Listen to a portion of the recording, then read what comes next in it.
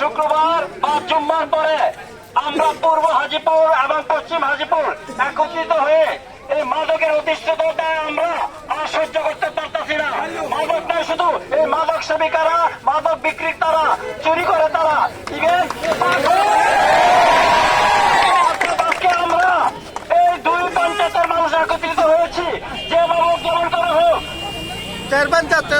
পাঁচ পঞ্চায়েতের মানুষ আমরা একত্রিত হয়েছি।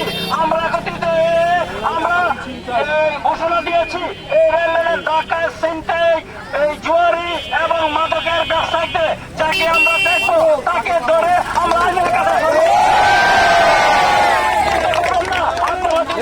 জেনেছেন বাংলাদেশ সরকার সংসদে বিল পাশ করিয়াছে, সর্বোচ্চ যারা মাদক ব্যবসায়ী তাদেরকে মৃত্যুদণ্ড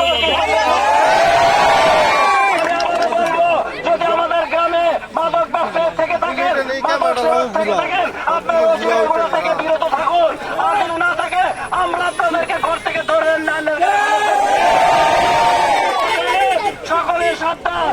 আপনারা আমাদের গ্রামের ভাই, আমরা আপনাদের ভাই। এই যে আমরা দেখেন না, আমরা যে মাদক সেবন করি না, মাদক নেই না, আমরা কি ভালো আছি ইনশাআল্লাহ?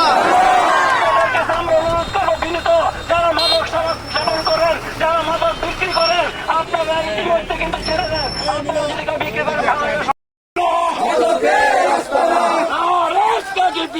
আল্লাহ